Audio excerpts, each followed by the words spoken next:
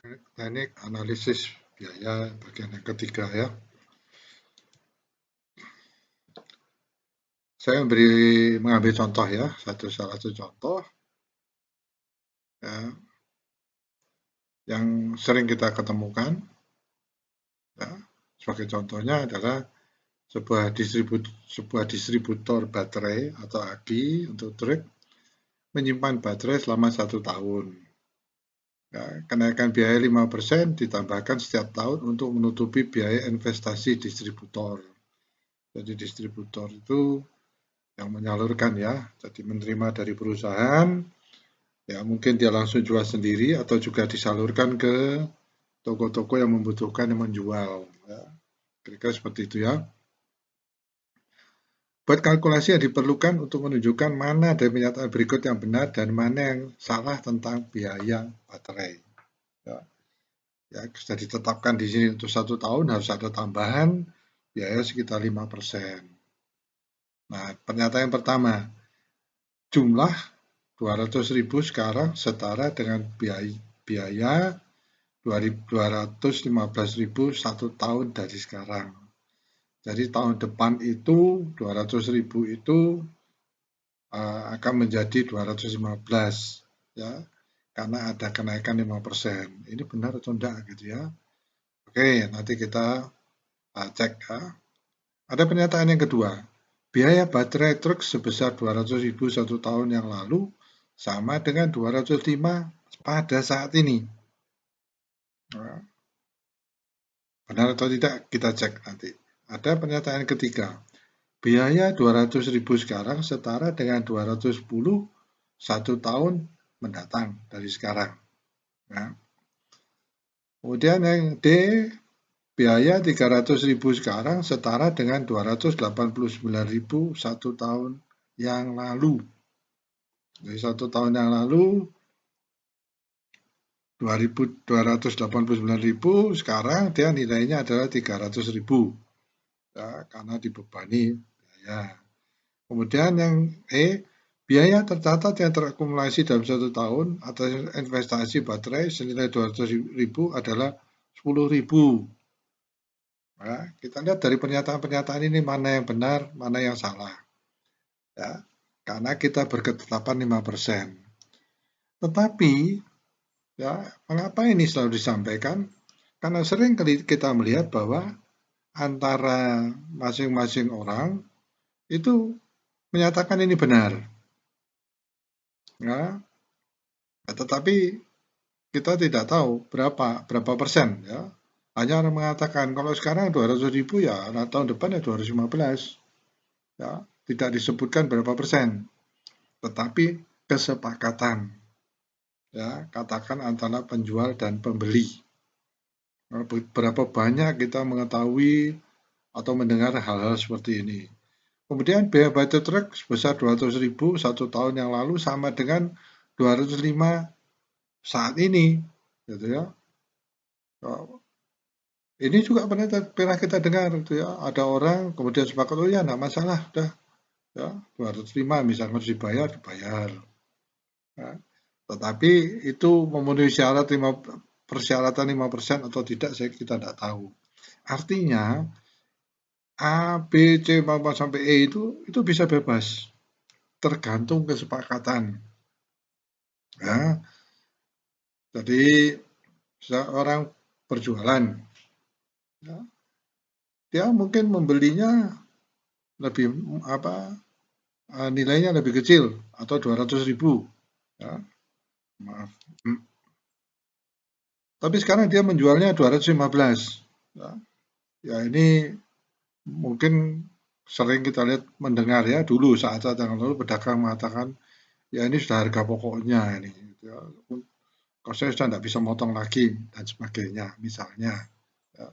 Tapi sekarang kita lihat jarang terjadi tawar-menawar ya. Apapun yang kita lihat di toko itu kita setujui. Jadi ya, sering sistem kita itu adalah misalkan membeli online ya mau tidak mau online mengatakan harganya seperti itu ya kita kalau kita setuju ya kita beli. Ya. Tetapi sekarang dikatakan dalam 1 tahun ya kenaikan biaya itu 5%. Ya, ini contoh ya, contoh awal sebelum kita memasuki problem utama yang disebut dengan teknik analisis biaya. Nah, sekarang kita cek. Penyelesaian dari pertanyaan tadi ya, jumlah total yang masih harus dibayar 200.000 kali 1,05. 1 tadi adalah pokok, jadi setelah 1 tahun 200.000 harus ditambah 0,5 jadi 0,5 kali 200.000 ya, kali itu 5%, sehingga jumlahnya adalah 200.000 kali 1,05. Ya, 1,05 itu adalah 1 itu pokoknya, 0,5 itu adalah interestnya ya. Jadi interest rate-nya dibayar sehingga 1 tahun ke depan jumlahnya adalah 210.000. Ya. Loh, kenapa dalam soal pertama dikatakan 215 ya? Yang dikatakannya jumlah 200.000 sekarang saya dengan biaya 215 1 tahun dari sekarang. Ya. Jadi kita lihat, nggak betul ya, tidak sama ya. Yang kita ketemukan adalah 210 bukan 215. Oleh karena itu ini salah. Cara lain untuk mengatasinya adalah sebagai berikut. Ya. Biaya asli yang diperlukan adalah 215 ya, tadi dikatakan 215, kita hitung dari belakang, dibagi 1,05. Ternyata hasilnya ada 204,761. Ya, tidak sama dengan 200.000. Berarti salah. Ya, mungkin Anda berpikir, kok ngitung dari belakang, dari depan gitu ya. Ya, ini sebagai latihan, karena nanti ya yang kita lihat ya adalah seperti itu. Ya, dalam teknik analisis biaya ini kita melihat ada yang untuk nilai present ya, atau nilai future, nilai sekarang atau nilai mendatang. Ya, dan rumusnya ada dua, ya. Satu yang F, ya, satu rumusnya adalah P. Nanti kita lihat, ya. Soal yang B, biaya baterai untuk sebesar 200.000 1 tahun yang lalu sama dengan 205 sekarang. Ya, terserah Anda ya, tetapi kalau kita berpegang pada 5% ini, kita harus cek, ya, betul atau enggak ini. Biaya lama yang dibutuhkan adalah 205 dibagi 1,05. Nah, berarti biaya lamanya adalah 195,24. Tidak sama dengan 200.000. Ya, oleh karena itu ini salah. Ya, biaya 1 tahun dari sekarang adalah 200.000 kali 1,05 sama dengan 210. Benar. Ya, jadi yang C pertanyaannya itu adalah biaya 200.000 sekarang setara dengan 210 1 tahun dari sekarang. Oh, ternyata sama ya. Benar. Sekarang kita lihat yang D. Harga sekarang adalah 289 ya. Karena tadi dikatakan, waduh lihat soal dulu ya. Biaya 300.000 sekarang setara dengan 289.000 1 tahun yang lalu. Betul nggak ini ya? Nah, kita coba lihat. Harga sekarang adalah 289.000 kali 1,05 ya, sama dengan 303.000. Tidak sama dengan 300.000. Tidak sama dengan 300.000 ya. Salah. Jadi pernyataan itu salah ya. Kita lihat sekarang yang E. Biaya tercatat yang terakumulasi dalam 1 tahun atas investasi baterai senilai 200.000 adalah 10.000 ya, biayanya ya. Artinya ini biayanya 5%. Nah, coba kita cek sekarang. Biayanya adalah bunga 5% per tahun atau 200.000 kali 0,05 sama dengan 10.000. Benar. Nah, jadi itu ya. Jadi seperti hitungan mungkin anak SD, SMP juga mungkin jarang seperti ini. Tapi itu kita mulai berlatih bagaimana kita menghitung ya atau melihat teknik-teknik yang ada di teknik analisis biaya. Ya, itu yang akan kita lihat.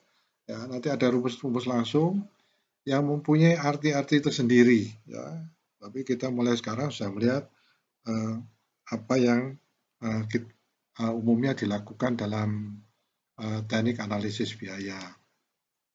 Kita lanjutkan. Bunga sederhana dan bunga majemuk. Istilah bunga periode bunga dan suku bunga diperkenalkan untuk menghitung jumlah uang yang setara untuk satu periode bunga di masa lalu dan satu periode di masa depan. Namun untuk lebih dari satu periode bunga, istilah bunga sederhana dan bunga maju menjadi penting. Menjadi penting ya. Bunga sederhana dihitung dengan menggunakan pokoknya saja. Ya, jadi dengan katakan modal pokoknya ya, mengabaikan bunga yang masih harus dibayar dalam periode bunga sebelumnya. Apa maksudnya ini? Ya, bunga sederhana total ya selama beberapa periode dihitung sebagai ini bunga ya, pokok tadi ya, modal pokok kali jumlah periode kali suku bunga. Hanya seperti itu. Ya, nanti kita lihat di mana tingkat bunga dinyatakan dalam bentuk desimal.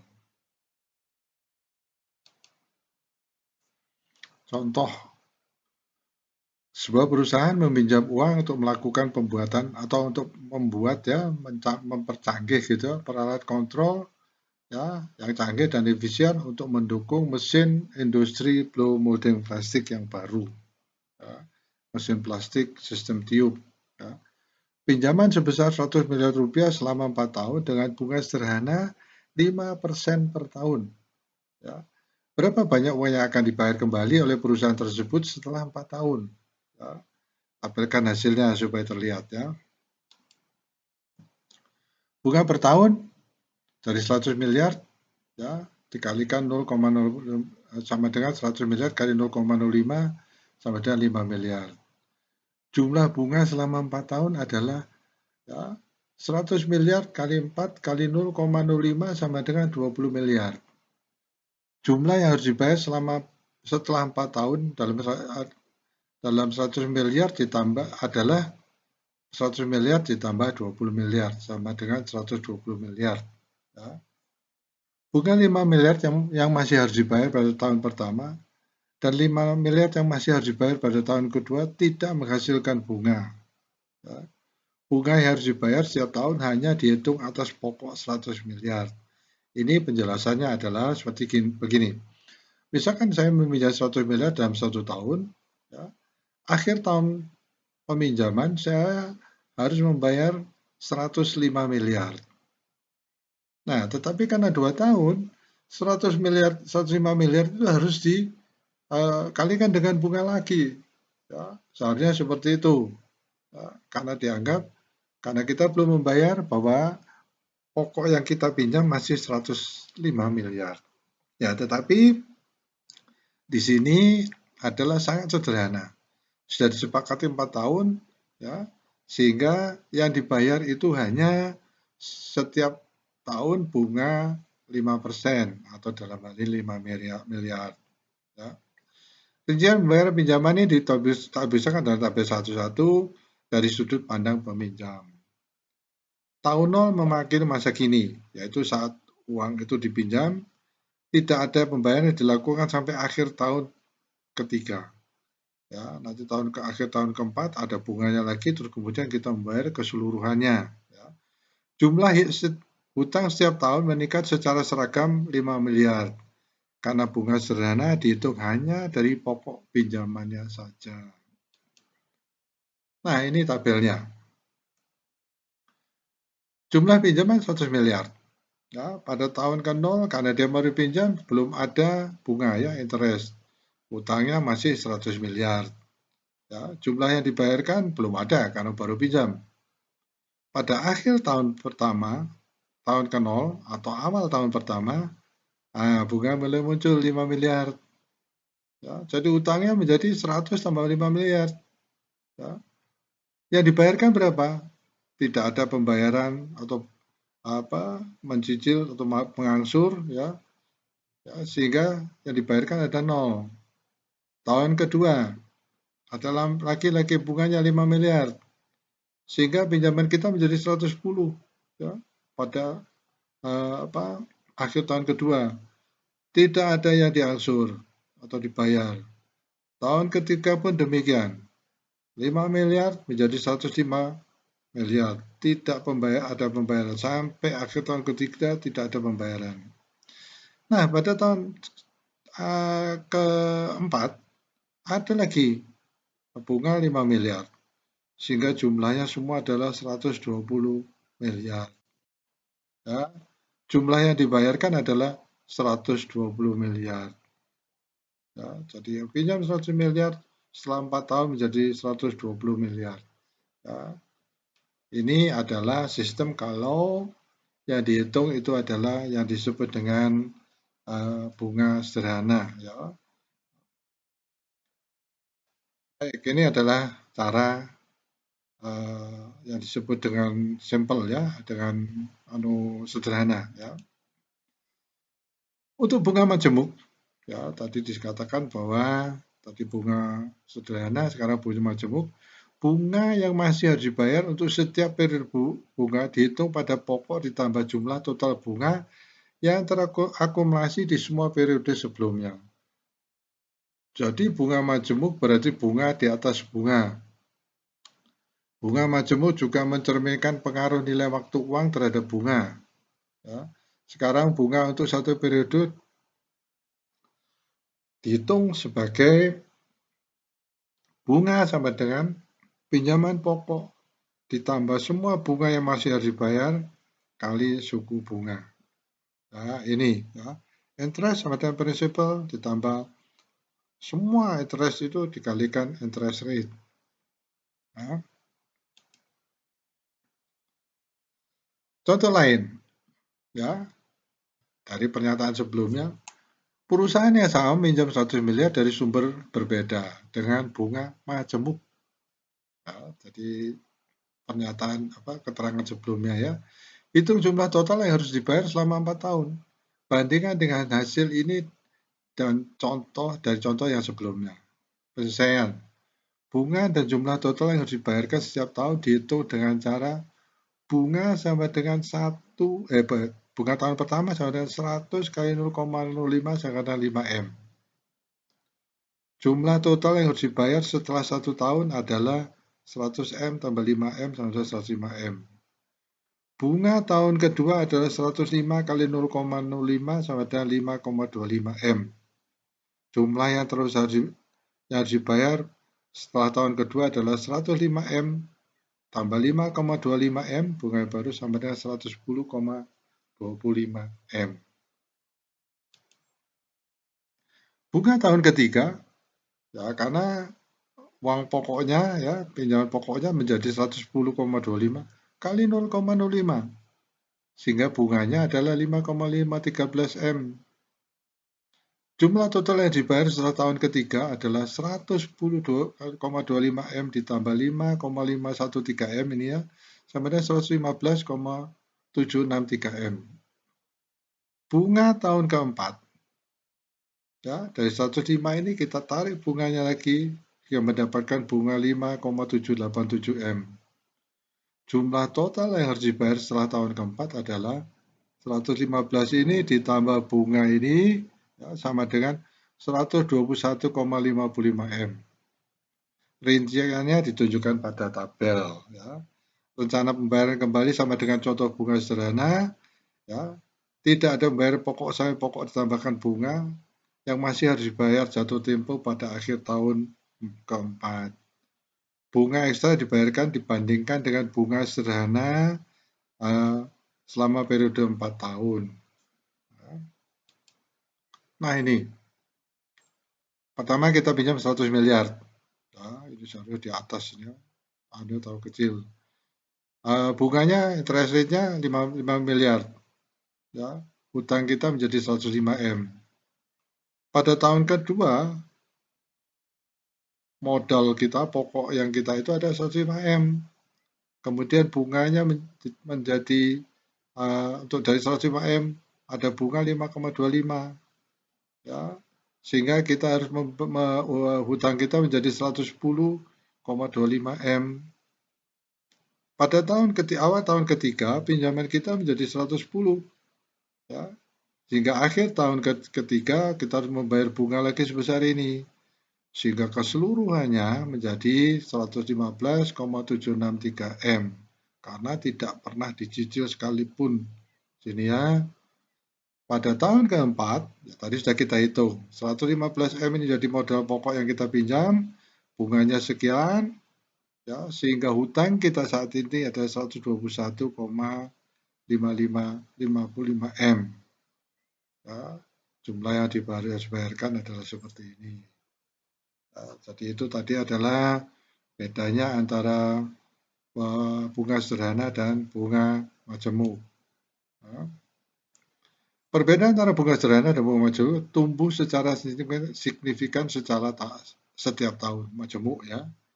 Jika perhitungan dilanjutkan selama bertahun-tahun, misalnya 10 tahun, perbedaannya adalah 128,894. Setelah 2 tahun bunga majemuk menjadi 653,298, lebih dari bunga sederhana. Ya.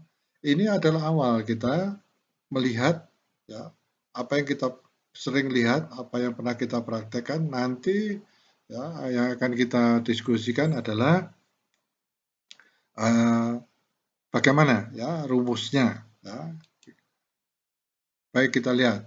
Cara lain dengan yang lebih singkat untuk menghitung jumlah total yang harus dibayar setelah 4 tahun adalah dengan menggabungkan kalkulasi, ya, daripada melakukannya berdasarkan tahun ke tahun. Satu persatu kita hitung. Ya. Nah, jumlah yang harus dibayar setiap tahun adalah seperti ini, ya. Tadi kita lihat. Ya, ternyata ada 10 kali 1,05, ya, pangkat 1. Tahun kedua 100 kali 1,05 pangkat 2. Ya, tanpa kita sadari ini yang kita lakukan. Ya, tahun keempat ada 100 kali 1,5 pangkat 4 tahunnya. Ya, sehingga tidak perlu kita menghitung satu persatu. Ya, kalau dikatakan 4 tahun berapa? Ini langsung rumus yang kita pakai adalah ini. Ya, 3 tahun berapa? Rumus yang kita pakai ini. Ya, demikian seterusnya. Total tahun keempat hitung secara langsung. Ya, itu tidak butuhkan total tahun ketiga.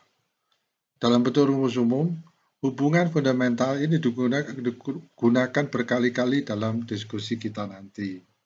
Ya, jumlah yang harus dibayar setelah beberapa tahun sama dengan pinjaman pokok dalam kurung 1 ditambah suku bunga, ya, kemudian pangkat jumlah tahun. Ya, kita lihat pangkatnya jumlah tahun. Ini adalah penggabungan konsep suku bunga sederhana, bunga majemuk, dan ekuivalensi untuk menunjukkan bahwa rencana pembayaran pinjaman yang berbeda mungkin setara, tetapi mungkin berbeda secara substansial dan jumlah dari satu tahun ke tahun lainnya. Ini juga menunjukkan bahwa ada banyak cara untuk memperhitungkan nilai waktu uang. Ya, tentunya kesepakatan kita berapa, ya. Kita berani meminjam uang karena misalnya suku bunganya 4%. Ya, untuk kredit misalnya suku bunga 3%. Nah, berani kita pinjam. Ya. Kemudian periodenya bagaimana cara membayar, ya? Mencicil setiap tahun atau membayar setelah pada suatu periode tahun tertentu. Ya, semua itu diperhitungkan nanti berhubungan dengan pekerjaan-pekerjaan permesinan.